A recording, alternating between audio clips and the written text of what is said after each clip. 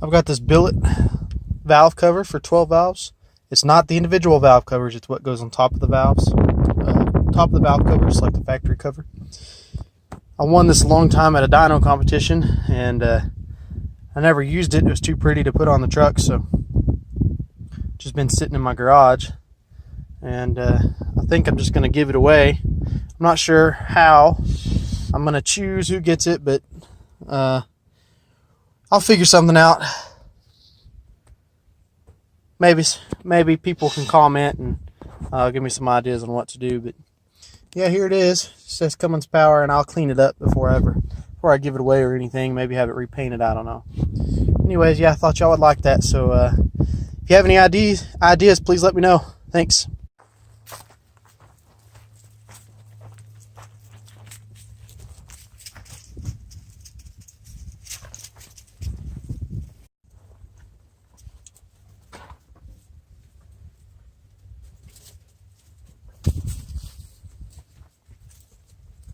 Guys, on today's episode we're going to be doing some work on this 06 Dodge Mega Cab Dually. This truck has 82,000 miles on it. It's got a fully built automatic trans.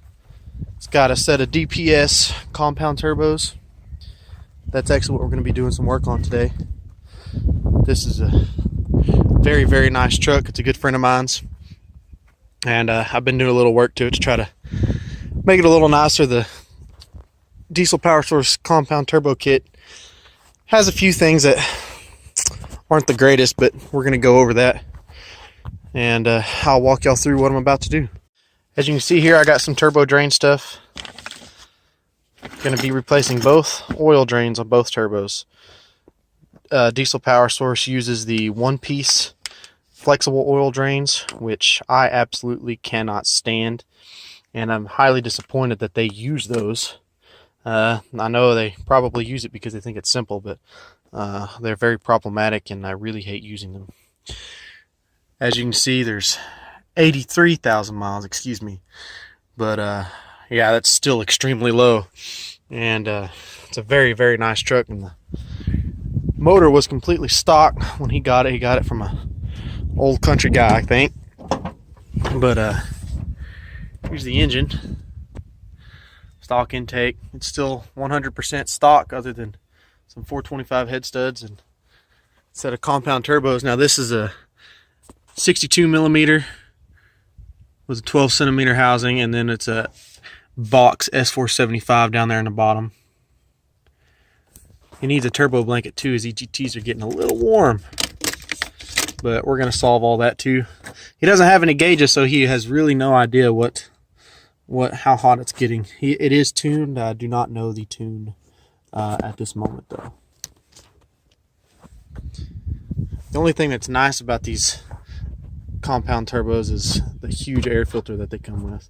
I actually have the same filter on my truck because I couldn't find one that I liked, and then I saw that and got one of those, and it's a freaking awesome filter. Very nice and big. He does have a fast lift pump, which is also what I need to be working on. The other day he was driving it and it just shut off, and he couldn't get it to come back on.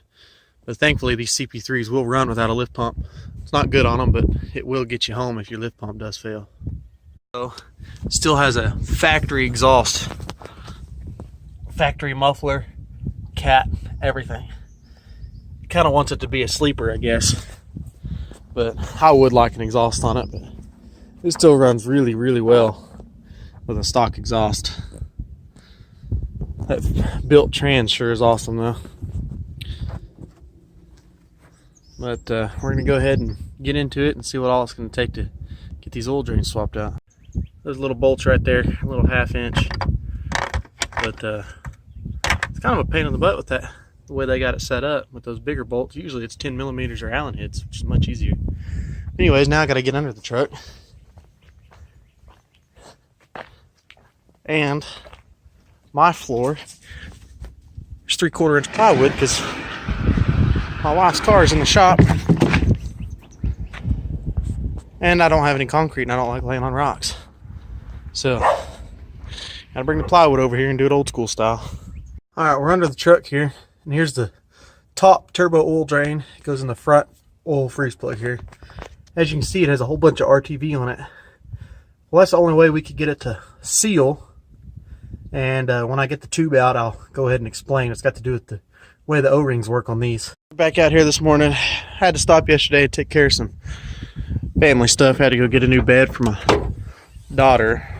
But anyways, what I got going on is I got that oil drain completely out. And then I was starting to go ahead and put in the new one. But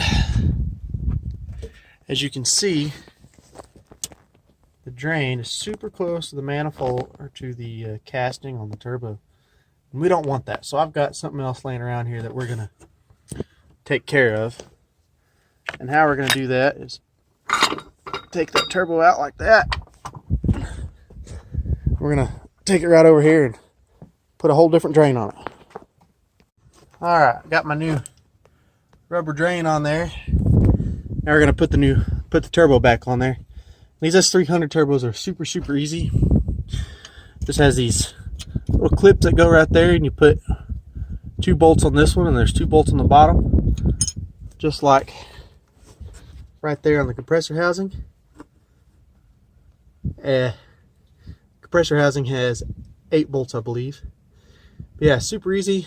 You can clock the turbo any way you want, and it makes it really easy to take apart.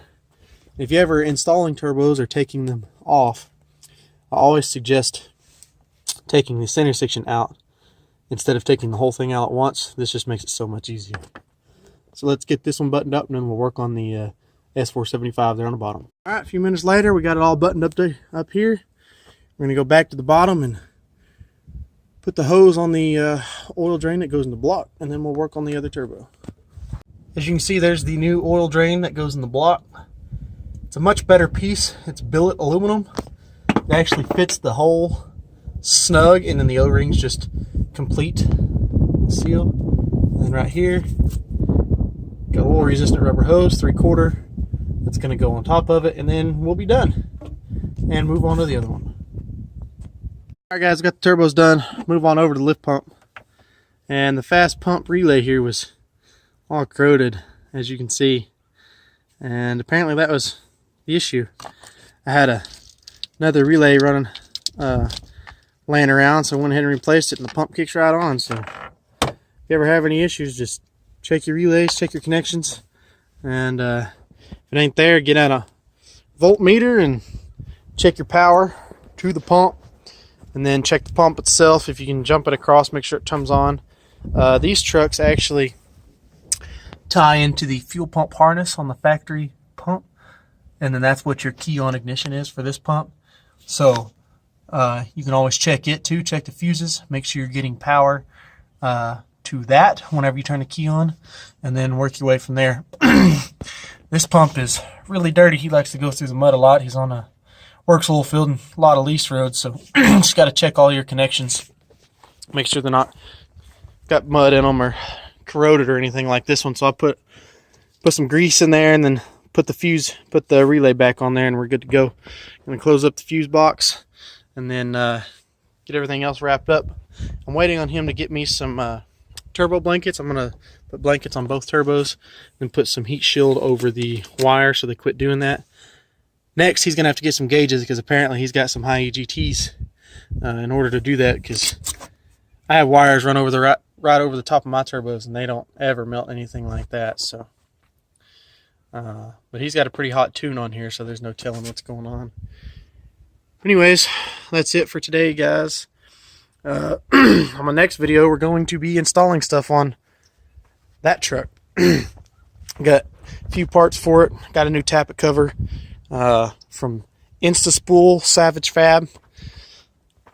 I have to put that on there, and then we're going to time the injection pump, put the head bolts in there, and then we're going to reseal the vacuum pump, also take care of some oil leaks, and then maybe get just a tad bit more power out of it from bumping up the timing. I'm only going to go from 13.5, which is factory, to about 15. I don't want to go much higher than that, because I still want my low end power. But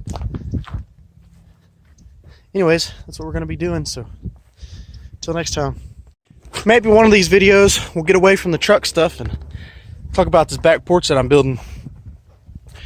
Everything you see is notched here. I got the basic frame done, but got all my clips in there. I got to put the cross beams in, 2x6x8s.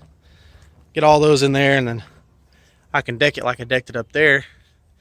And then we're gonna do A-frames across the three spots there. One back there, one here, and one here. And then it's gonna connect to the house. Should make a pretty awesome back porch. There, I'm starting one of the A-frames right there.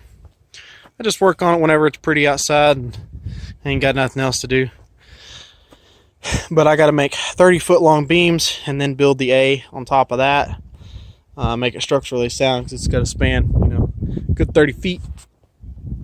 And I want it to look cool too, so that's what we got going on here. I got to come back with a chisel and smooth all that out, and then build some steel plates so I can bolt it through and get it real tight.